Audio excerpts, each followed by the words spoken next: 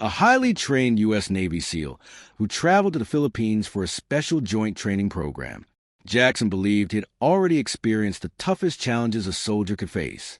But the moment he stepped onto the hot and humid shores of Sangley Point, he realized his training would be very different. Filipino elite soldiers, known as NAVSOG commandos, were already warming up. They moved quietly, with strong focus and calm faces. One of them, named Matthew, stood at the front. He was smaller than Jackson, but had sharp eyes that showed he had survived many battles.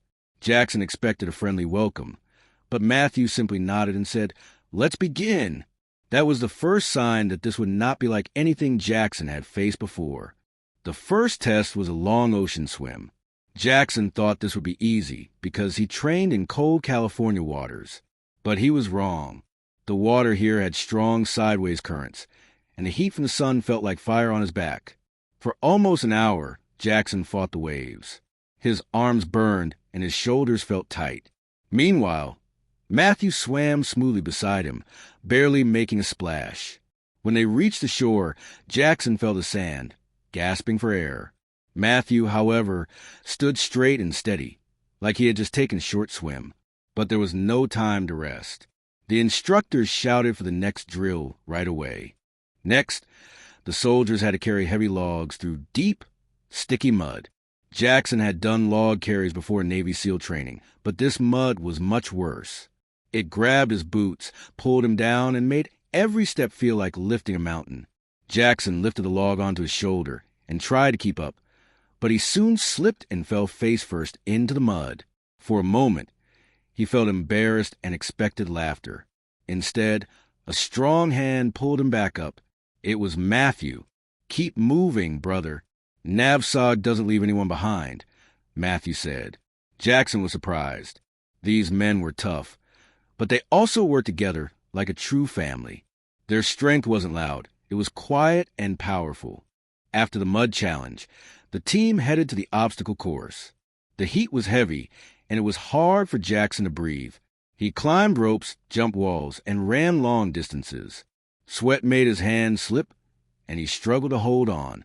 Matthew climbed the same rope quickly and reached the top before Jackson was even halfway. After that, they faced the underwater tunnel challenge. Jackson crawled into the dark tunnel under the pier. His chest started to hurt as he ran out of air, but he pushed forward until he reached the other side. When he came out, Matthew was already waiting, giving him a small, encouraging smile. After Jackson completed the obstacle course and the underwater tunnel, the training moved into a new and even tougher environment, the jungle. The air felt thicker there, and the ground was covered with plants, roots, and insects. The sounds of birds and animals echoed around them, making the whole place feel alive. Jackson had trained in harsh places before, like deserts and mountains, but the jungle in the Philippines felt different. It was hotter, louder, and full of surprises. Matthew stayed close to him and began teaching him skills that were not in any regular military manual. He explained how to walk without making noise, how to step only on certain parts of the ground, and how to watch birds to know if someone or something was moving nearby. Jackson listened carefully. Even though he was a strong Navy SEAL, he realized Matthew understood the jungle like it was his own home. Every step Matthew took was silent. Every move he made looked simple, but it showed years of experience. Jackson tried to follow his lead, but it wasn't easy. The jungle tested him with every step he took. Later that day, the instructors dropped Jackson, Matthew, and other trainees deep inside the jungle for a survival exercise. The mission was simple: make it back to camp by morning with no food or tools. Only skill and teamwork could help them. At first, Jackson thought he'd handle it, but the heat quickly drained his energy. His stomach growled loudly, sweat dripped down his face, and he felt hungry and tired. Matthew, however, stayed calm. He found edible plants Jackson didn't even recognize. He caught a small fish using nothing but stones and then built a fire in just a few minutes. Jackson watched in amazement as Matthew cooked the fish and shared it with him. It wasn't a big meal, but at that moment, it felt like a feast. When night came, the jungle became pitch black. Strange sounds filled the air, buzzing, rustling, cracking branches, and Jackson could barely see anything. Even though he was exhausted, Matthew kept him focused. He used the stars to choose the right direction and avoided dangerous areas that Jackson wouldn't have noticed. By dawn, they reached the camp earlier than expected. Jackson collapsed on the ground, covered in mud and scratches. Even so, he felt proud because the survival test had taught him more than he imagined. Once the survival test ended, the final major test began. This time it was hand-to-hand combat. Jackson felt confident before the fight because he was taller and stronger. But when they started, everything changed quickly. Matthew moved with incredible speed and precision. He didn't rely on strength. Instead, he used perfect timing and smooth motions. Jackson swung hard, but Matthew dodged easily, almost like water slipping around a rock. After only a few seconds, Jackson found himself on the ground. Matthew lightly tapped his shoulder, showing the match was over. Instead of feeling angry, Jackson laughed. He realized Matthew wasn't just strong. He was skilled in ways Jackson had never trained for. Matthew helped him back up and said, "We are all still learning." That simple sentence stayed with Jackson.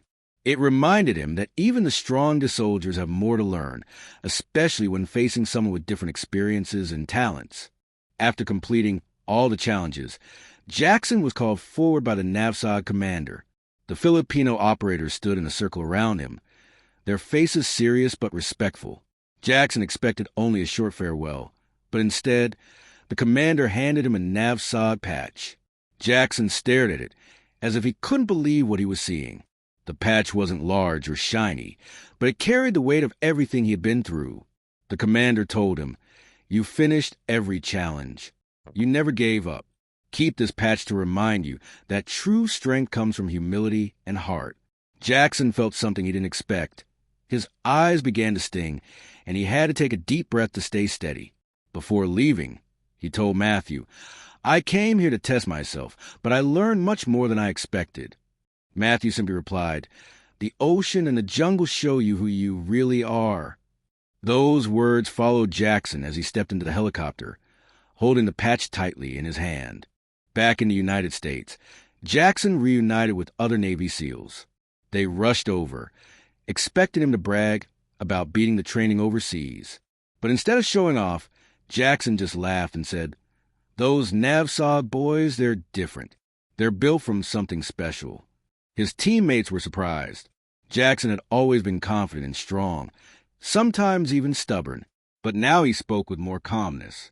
When they asked what happened, he told them everything, from the intense heat to the jungle lessons, the tough exercises, and even the fight he lost. Later in the week, Jackson met with his commanding officer to give a report on the joint training. The officer expected technical details, but Jackson focused on something else: the heart of the Filipino operators. He explained how they train with precision but also with kindness, how they work like one strong team, and how their discipline came not from pride, but from purpose. His officer listened carefully, realizing this training had changed Jackson in ways no normal mission ever had. Months passed, and Jackson became an instructor for new SEAL recruits. But he wasn't the same kind of teacher he used to be. He began using methods he learned from the NAVSOG operators. He taught his students how to stay calm under pressure, how to move quietly through nature, how to survive with fewer resources, and how to stay humble no matter how strong they were. When recruits asked where he learned all this, Jackson would smile and say, "From some incredible warriors in the Philippines." He kept the NAVSOG patch pinned inside his locker door as a reminder. Whenever he felt himself getting too confident, he looked at it and remembered the challenges he faced: the burning sun, the dark jungle, and Matthew's voice telling him to keep going. Years later, Jackson returned to the Philippines for more joint training. When he arrived at Sangley Point, Matthew was there waiting for him. They shook hands like brothers, and Matthew noticed a patch sewn under Jackson's SEAL emblem. "You kept it," Matthew said. "I earned it," Jackson replied. They trained again, and this time Jackson moved with a new level of strength and control. Even the instructors noticed how much he had improved. But on the final day of training, just as the sun began to set over the water and everything seemed peaceful, a sudden message came over the radio, one that made both men stop, look at each other, and realize something serious was about to happen next. Like, share, and subscribe for more.